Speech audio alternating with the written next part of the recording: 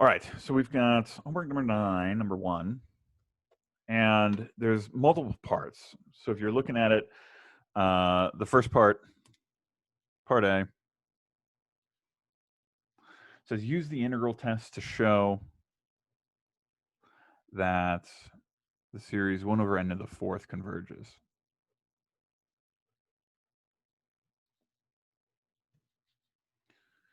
So of course we know it converges just by a p-test, but how did we show the p-test converges? We used the integral test. And so we essentially just said if f of x is 1 over x to the 4th, then we can consider 1 over x to the 4th dx from 1 to infinity. And it's either 1 to infinity or possibly 2 to infinity, really depending on whether you want to consider the right hand or left hand sums based on the function. Because essentially what we've shown, remember, in our first introduction activity with these series and sequences, we kind of showed that depending on how we model it,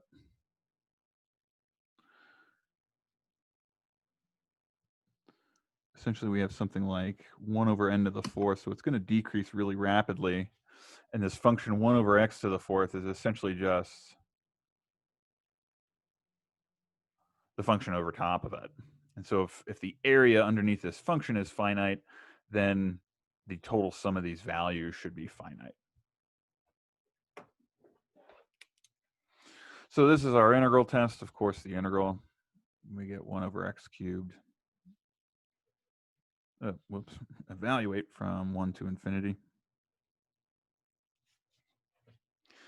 And of course, when we plug in infinity, we will get a negative 0 minus negative 1. And so we get 1. Did I miss a constant? I did miss a constant. What do we need? A negative 1/3 there. So we should get 1/3.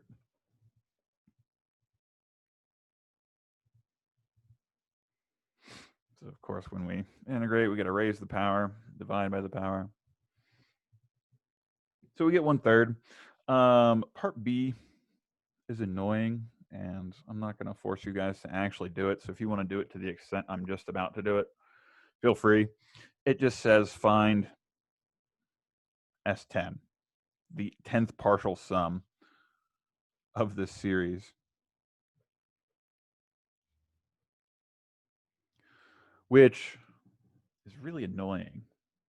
10 partial sums. I mean, maybe 4 or 5 is easy enough, but 10, you got to write out the first 10 terms, essentially, is what we're asking. So we've got 1 plus 1 over 2 to the 4th plus 1 over 3 to the 4th plus all the way up to 1 over 10 to the 4th. I'm going to leave it like that. If you guys want to write that out and turn that in, good enough for me. If you want to plug that in a calculator and add up all those numbers, feel free and get an estimate for that. I fully trust your guys' ability to plug in those numbers to a calculator. It's not really an important thing to be testing over. But number C, if you look at, is where we start to see these estimation theorems. So they give us a remainder estimate for the integral test. So they say that if I integrate between n plus 1 to infinity, 1 over x to the 4th, it's going to be less than s minus Sn, less than the integral of 1 over x to the 4th from n to infinity. And remember, this guy is our remainder, so it might be written as Rn. This is essentially just kind of deriving what we were doing up here. Of course, I made my boxes to the left. I could have made the boxes to the right and given an equivalent formula.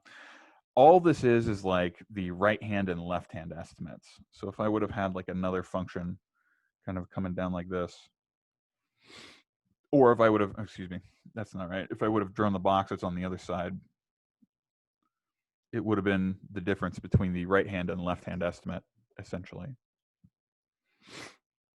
So all we're saying is if I start with this original series and if I start with, unfortunately they're using bad indices, but if I start with not at 1 at a higher value, and I want to know just like what's the tail end. So here I found the first 10 terms.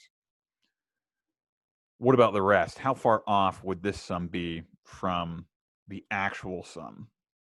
And we want to get an estimate for that. So the question asks,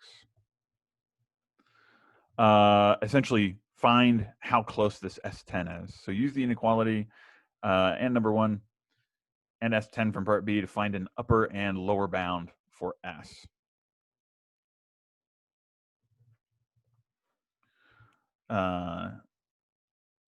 And maybe we do need to compute this based on this problem. Let me see if I can type that in the Wolfram Alpha real quick, because it wants us to actually compute that. So we got 1 plus 1 divided by 2 raised to the 4th plus 1 divided by 3 raised to the 4th plus, I'm pretty sure Wolfram Alpha reads the dot dot dots, 1 divided by 10 raised to the 4th, and we'll see if that interprets correctly. Looks like I mistyped one of the values.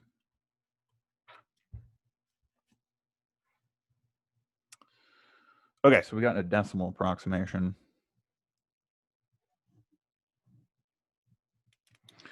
This is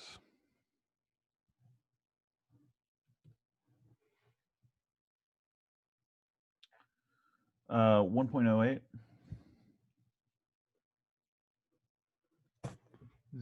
082.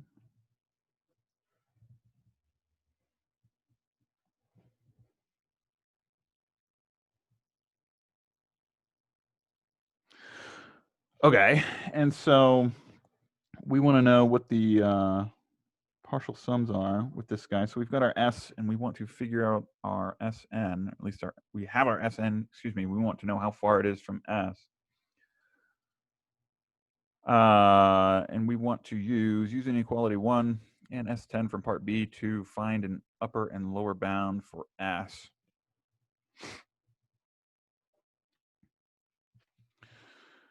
Okay, so what we want to do is now compute our integral estimates. So we want to compute the left and right integrals.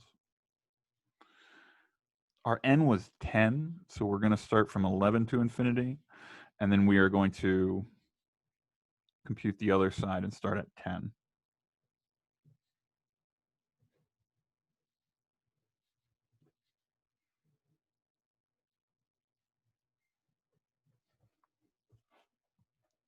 So of course the integral is going to be the same. It's going to be negative 1/3 x to the minus 3, evaluating between infinity and 11. And then likewise this guy, minus 1/3 x to the minus 3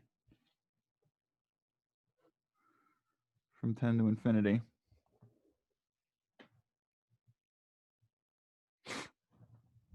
Then when we evaluate, what do we get? We'll get 0 minus negative 1/3 times 11 to the minus 3. And likewise, this guy is 0 minus negative 1/3, 10 to the minus 3. So again, not some great numbers. This is definitely going to be a calculator problem. Let's go ahead and type those in and figure out what those are. We've got 11 raised to the negative 3 times 1/3.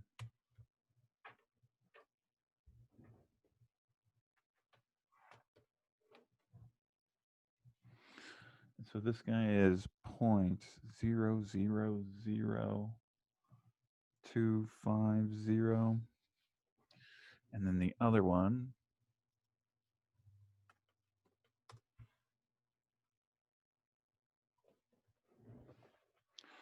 .000, and then a bunch of 3s.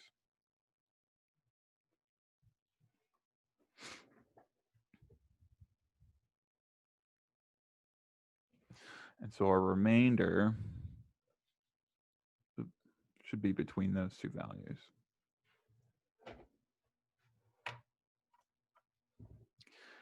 And let's look. So what's it say?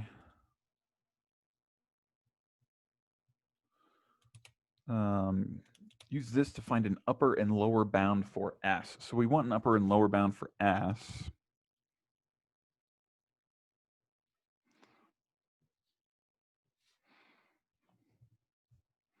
And so remember, Sn was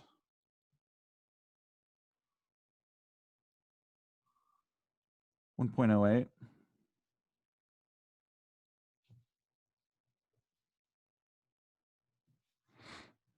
Is 1.082.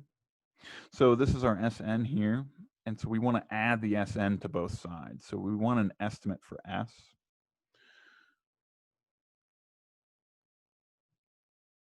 And so we've got to add Sn to both sides.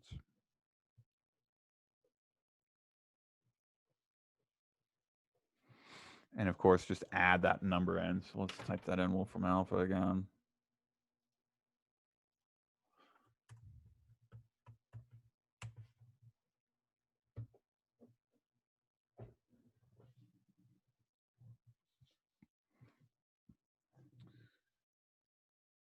So what do we get? So the right side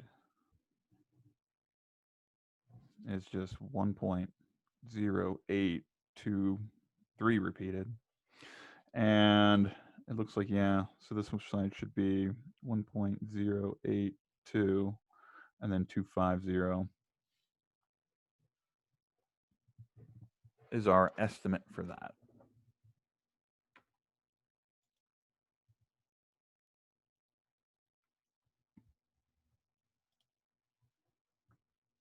Any questions so far? So a little tedious, kind of annoying, right? Having to type all these in the calculator. So that's why I kind of just want to give you the numbers here so you can get through this problem a little quickly. And then our part C, so we're actually pretty close. Like if you look at the difference between these two numbers, they're the same essentially up to the third decimal place. So it's the difference between, 250 versus 3s repeating all the way out in that third decimal, or the fourth decimal, I should say. And so part C asks, part D.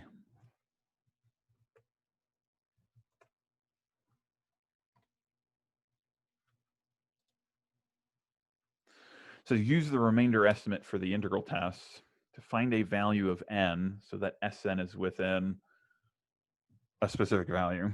So find n so that I'm going to use capital N. Since we're using little n for our index, let's use capital N as our upper bound, as our upper sum limit.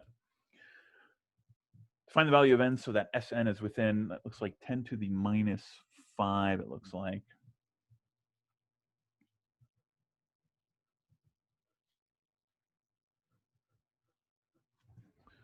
2, 3, 4 zeros and a 1. Yeah, so 10 to the minus 5.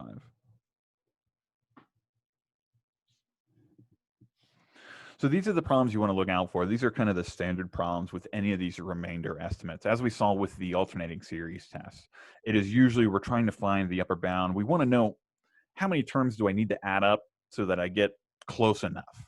We have this pre-given notion of what is close enough. In this case, close enough is 10 to the minus 5. I want to be accurate within essentially 5 decimal places. So how many terms should I add up to get that close? And that's our n. So how do we do that? Well, we want to essentially use this bound. So this term right here is our remainder. So we have that our Rn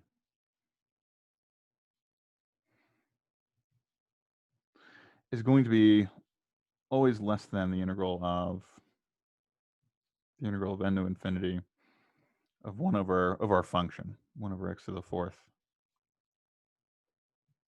dx.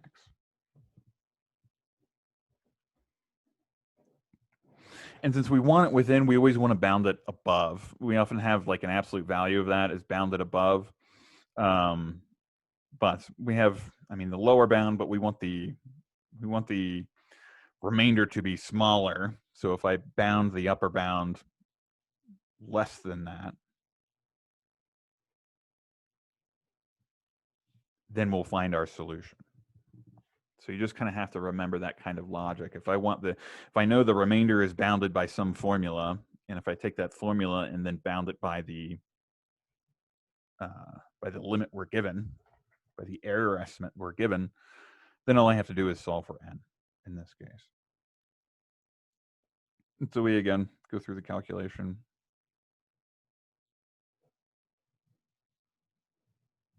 Is that on screen? Yeah.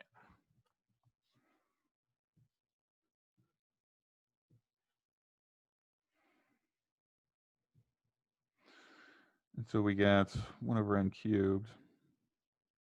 It's less than or equal to 10 to the minus 5. We essentially multiply the n cubed over, then multiply, I mean, we can, multiply the 10 to the minus 5 over, which is going to give me 10 to the positive 5 on the other side. And now we just got to solve that guy out. So, of course, we'll get n is bigger than, and that positive should go away. Sorry, that one should have been positive there, because it'll be minus the negative. And then I take a cube root of both sides. And so whatever that is, 10 to the 5th over 3. Take a cube root, more calculator stuff.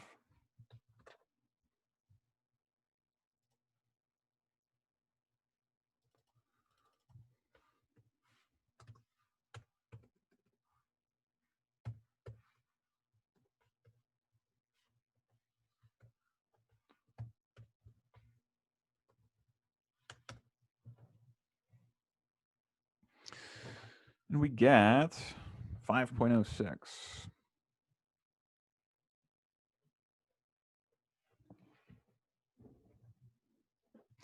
And so now, this is the types of thing. Remember, so we need n, and what is n? It has to be an integer, since I'm summing up this many values. So what does n have to be for our answer? Since it has to be strictly bigger than 5.06,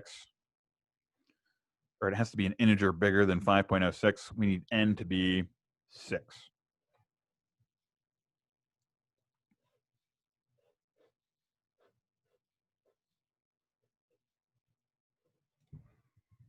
So just because if I only took 5 terms, I would be slightly smaller than this, and we may not be within that error bound.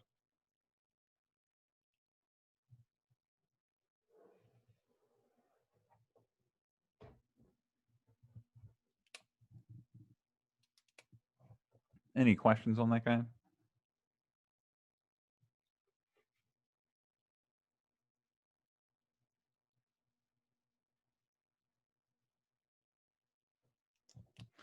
Okay. Any other questions on the homework? Let's see. I'm not sure if we want to do any more of these. I do want to do a couple examples of some Taylor series, namely something like e to the x and probably sine or cosine. I think we should do cosine since it was on the quiz. We can find the full Taylor series.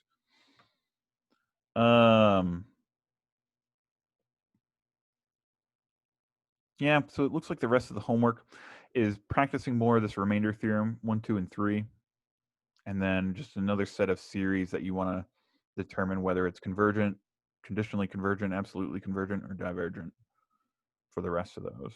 So we can talk about those during office hours if you guys like. Let's jump into Taylor polynomials and kind of finish up what we were working on last week. So we kind of concluded with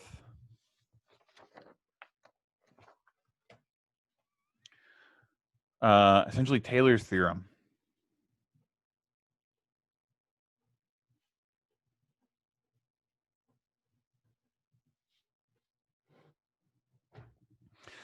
And namely that if a function has a power series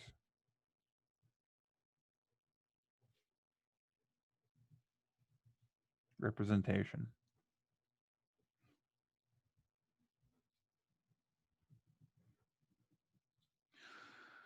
at some point, i.e., so we are writing our function has a power series,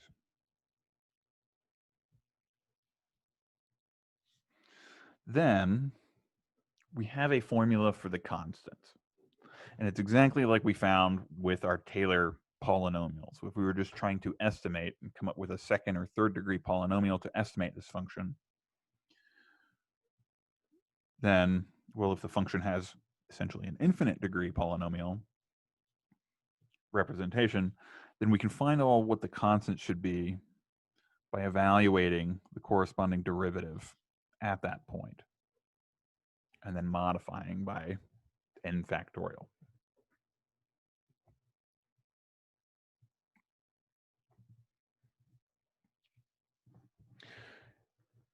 And so we started in, if we know certain Taylor series, computing this can be hard, right? Computing successive derivatives, it can get tedious.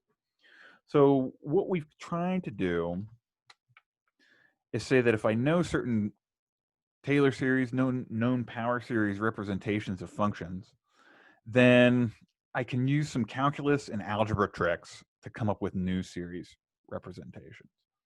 And that's kind of the easiest way to go about it. So kind of what we want to do is we want to start off with almost the building blocks. With functions that we don't know series already, well, maybe we can come up with the correct power series for our other classes of functions that we commonly use, and then use our algebra and derivative integral tricks to come up with the rest. So that way we won't have to do this every single time. So let's kind of build our repertoire. The first function we want is our exponential function. So we want to find the power series for e to the x. It is in many ways the easiest one to start with because computing derivatives of e to the x is easy. So of course we just have f of x is e to the x, f prime of x is e to the x. So with any of these problems, any of these Taylor series that you got to do by hand, I like to kind of do it in a table just to keep your work a little organized. You know, take your successive derivatives, f double prime, still e to the x. And I would recommend, of course, for most functions, you may want to take 3 derivatives or so. Of course, e to the x is easy, so we wouldn't need to write that down. And then what you want to try to do is look to see if there's a pattern.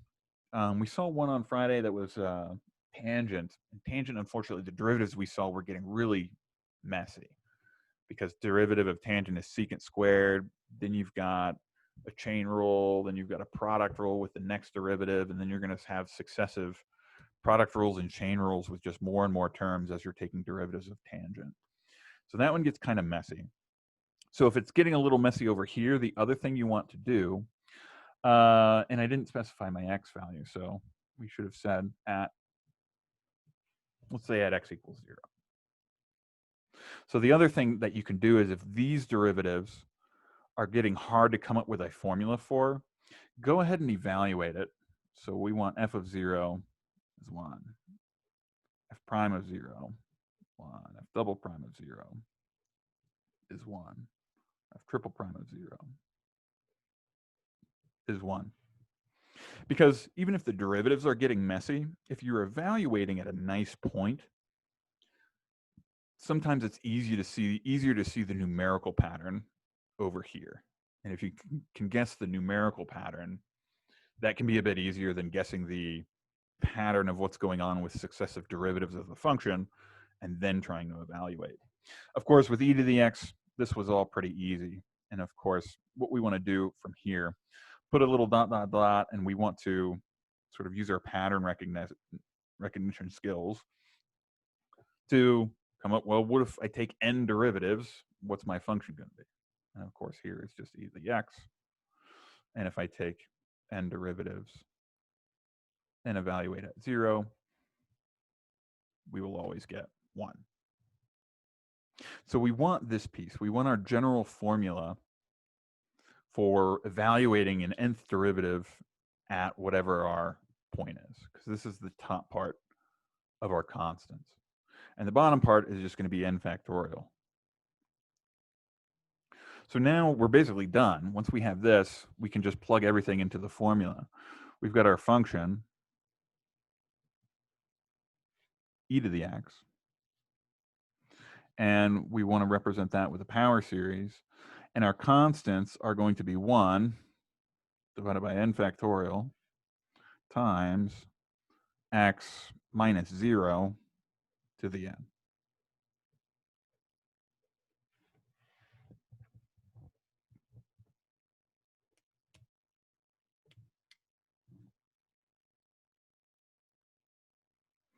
So there is one small technical point that we do need to actually address with this. And we'll talk a little bit more about it tomorrow once we start doing these remainder theorems a little bit more, especially the remainder theorems for Taylor series now. And that's, well, this just says that if e to the x had a power series representation, it would be this. The next thing we need to check is, well, what is the domain, right? We would want to check the interval of convergence. And we would want to know, does this series converge to e to the x within that domain? And essentially what we would do is just show that the remainder terms go to 0 for any x. And we'll do that tomorrow once we see the remainder tests. But I'll give you a hint in advance. This is correct. It is the Taylor series. It is the power series for e to the x. And as we've kind of seen, that this n factorial grows so big that the radius of convergence is actually infinite. It's all real numbers. This is a good power series representation for. Let's add that one to our list. So we've got our known Taylor series and power series representations. Our e to the x sum over x to the n divided by n factorial.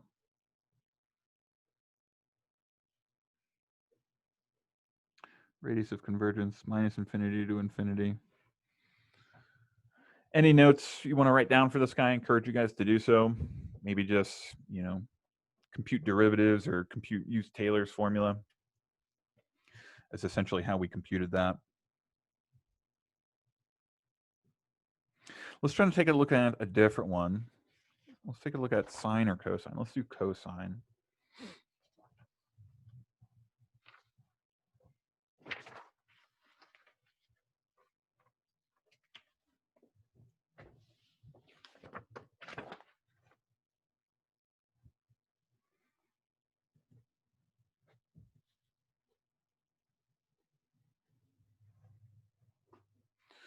So we've got our cosine of x, and let's say let's keep it at x equals 0. Let's get our table going.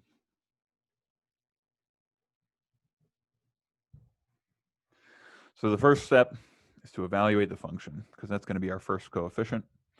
Evaluate it at 0. Cosine of 0 is 1.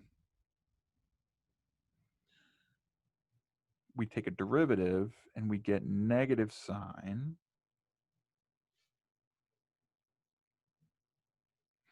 And when I evaluate this, sine of 0 is 0. Let's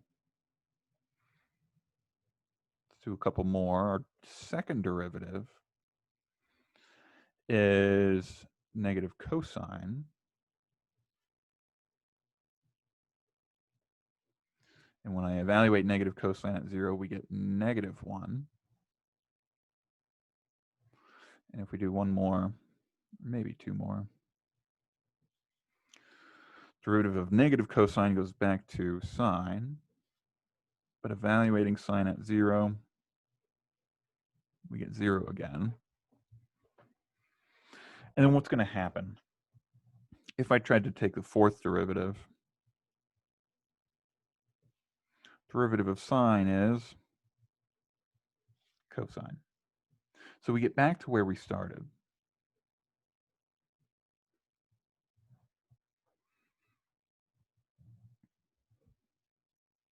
So it's going to repeat, right? It's going to repeat every 4. After I take 4 derivatives, I'm back to where I started. And if I take 4 more derivatives, we're back to where we started. So what we want is now to come up with a formula for our nth derivative. And this can be a little tricky for you guys when you're first learning sequences and series, because a lot of times you're still getting a grasp on how to come up with these closed form expressions. So what do we want? Here's what we want to say. Let's write it out as something like a piecewise function, fn, the nth derivative of x, is going to equal cosine of x if, well, what's n going to be here? If n is multiple of 4.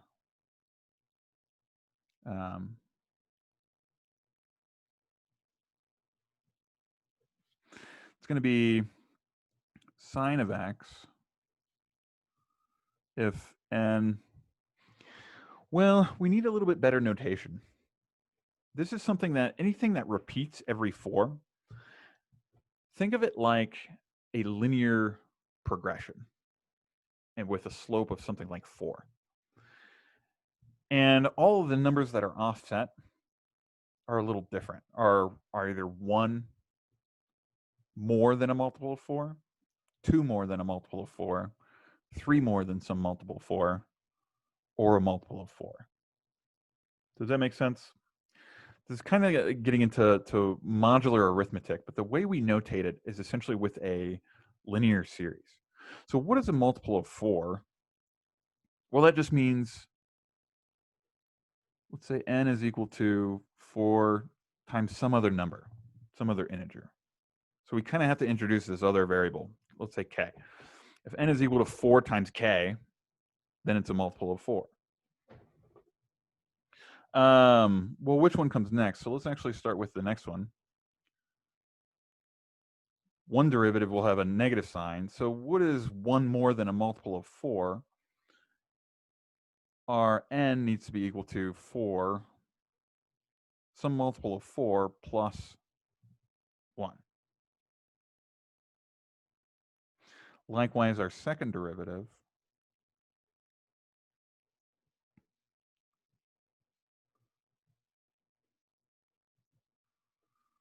would look like this. So this is, right, halfway. If I take 4 derivatives, I know I'll be cosine. And then if I take 2 more derivatives beyond this, we are at negative cosine. And so 2 more derivatives, what's happening to my n? I'm essentially increasing it 2 more from that. And then our last one will be a positive sign.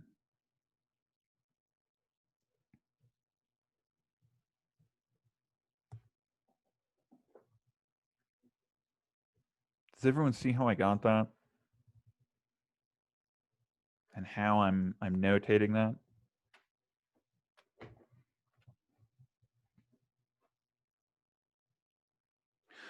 So the other thing we want to consider is, well, we care about the actual evaluations, right? So our fn, our nth derivative, evaluated at 0, is going to be, we can do something similar. Well, it's going to be 1 if n is a multiple of 4. It's going to be 0 if n is 1 more than any multiple of 4. It's going to be minus 1 if n is 2 more than a multiple of 4. And then 0 again if n is 3 more than a multiple of 4.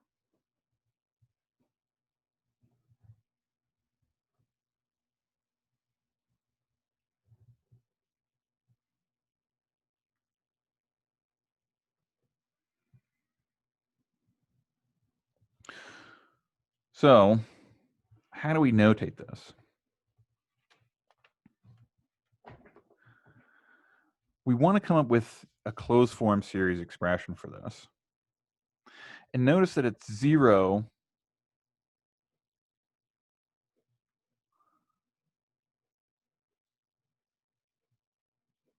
for every odd number.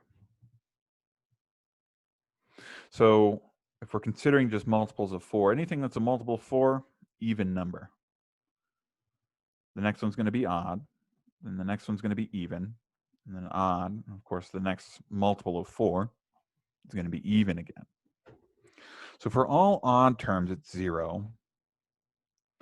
And then for the even terms,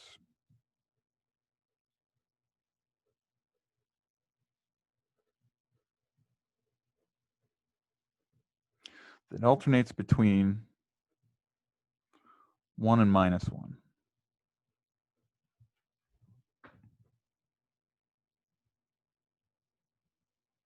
So here's how we're going to break this down.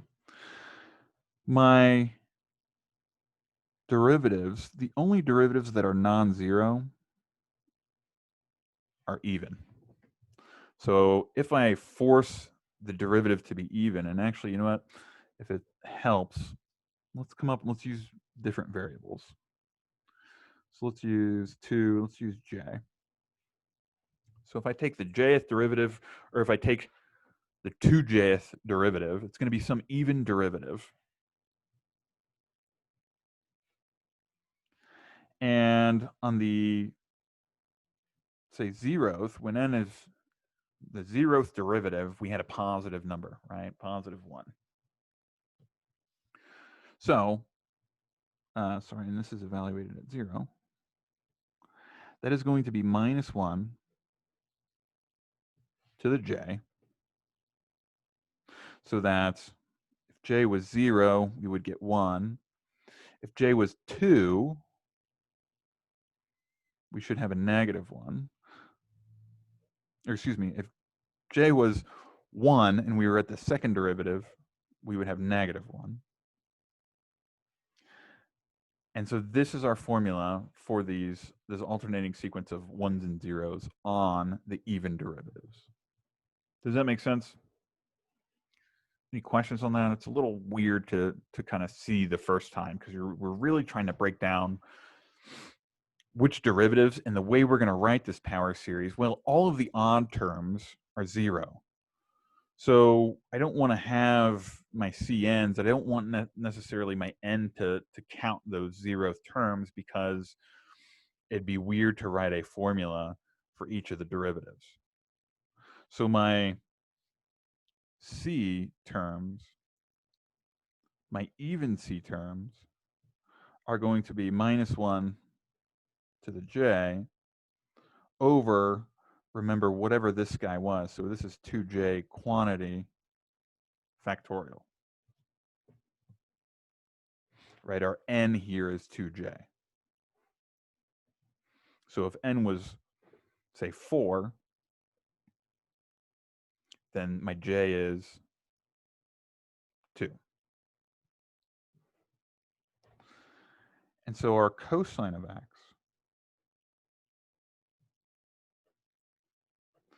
we write in this way. We've got n equals 0 to infinity, or we could use j here. All of the odd terms are 0. So our exponent for our x's is only going to be the evens. So 2 to the n, or 2n, divided by our 2n factorial, and then we have a -1 to the n.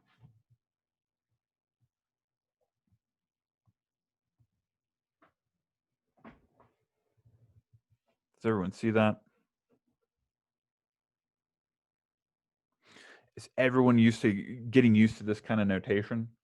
Coming up with it on your own takes some practice, and just practice doing these sequences and getting used to breaking down these formulas, because sometimes when we have these types of functions, cosine was easy enough to take the derivatives of, right? What is the work we have to do here is using this language of sequences to describe what is happening with these derivatives. And so I wrote down a lot of steps kind of to break this down. I don't know if that was too long-winded for some of you guys or, not long-winded enough. But it's kind of a way to just break it all down and recognize, okay, my odd terms are all 0. And if my odd terms are 0, I don't need to include any of the odd terms. So this is 2n, all even terms that's going to be here. And then kind of figuring out what to do with this -1 and how to notate that appropriately along with those even terms takes just a little bit of kind of brute force thinking about it, guess and check to see if it'll make sense. And we can check. So, right, if j is 0, I get 1. And that's what we found up here. If j was 1, well, that's my second derivative. I should get, well, j was 1 for the second derivative, so that'll be a -1 on the second derivative. And we check, we get that. And likewise, we could check the, if j is 2, that's my fourth derivative. And again, that would be a multiple of 4, so we'd go back to 1. If j was 2, we'd get a +1 for that fourth coefficient. And it kind of takes a little bit of time, a little bit of practice thinking through that. What is the actual index, 2, 4, 6, 8, versus what is sort of half of that sort of introductory dummy variable that we've introduced to represent half of whatever coefficient we're at to get the -1 to the end. Let's add that one to our list.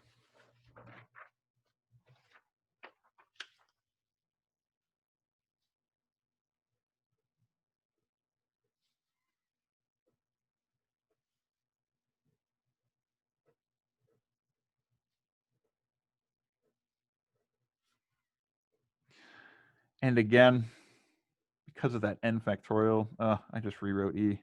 Sorry. My math brain's going. If you are interested in some higher math stuff, never want to talk about the relationship between the exponential function and cosine and sine. As soon as you start throwing in imaginary numbers into the exponential, you can essentially get cosine and sine series to pop out. So they're all intricately related. So it's x to the 2n over 2n quantity, 2n factorial, and then our -1 to the n there. Okay, so more practicing with these Taylor series and indexing and re-indexing. Let's come up with one for sine real quick, and then we can get started on this project. Well, we don't want to go through this same process for sine. We can if we wanted to. But what's an easy way to get sine from cosine? Just to integrate, right?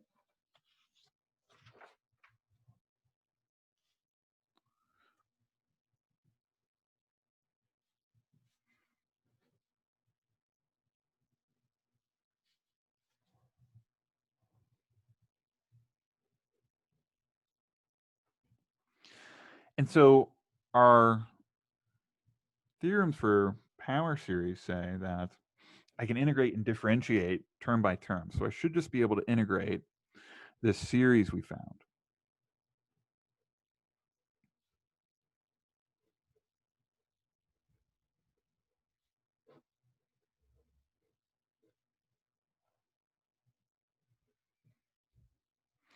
And really, I can switch the order of the sum and the integral. So we've got -1 to the n, x to the 2n, over 2n factorial.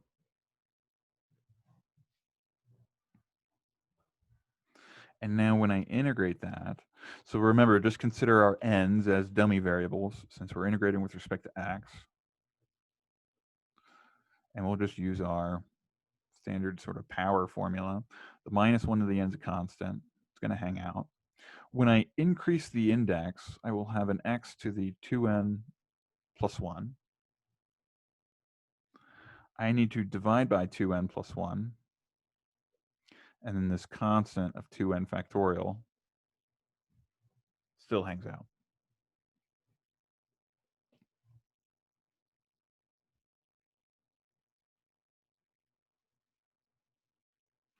And then we want to simplify this. So just recognize, right, if I have a 2n factorial times a 2n, we can actually just simplify that notationally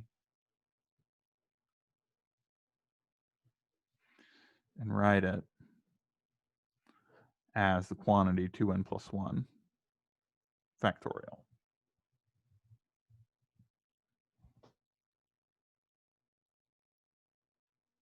I forgot my n there.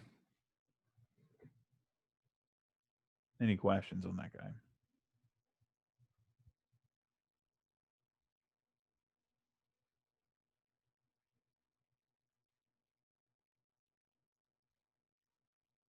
Let's add that guy to the list.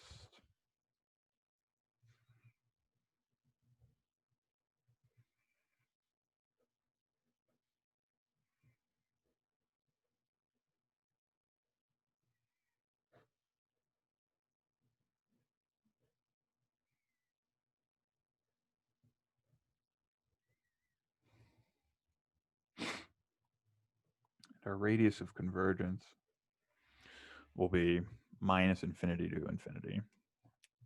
And we can show that tomorrow using these remainders. You should get a sense that these factorials on the bottom, remember that these x to the n's and x to the 2n's, they're essentially growing like an exponential function. And since our factorials grow so much faster than exponentials, it allows us to have a really big radius of convergence.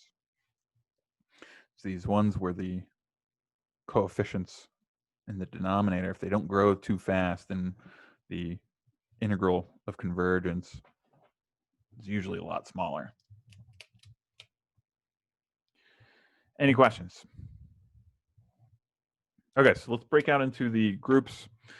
Groups is going to be shifting gears a little bit, but it is a lot of the practice just coming up with series and using these different notions of series and try to come up with closed form expressions of series from recursive series.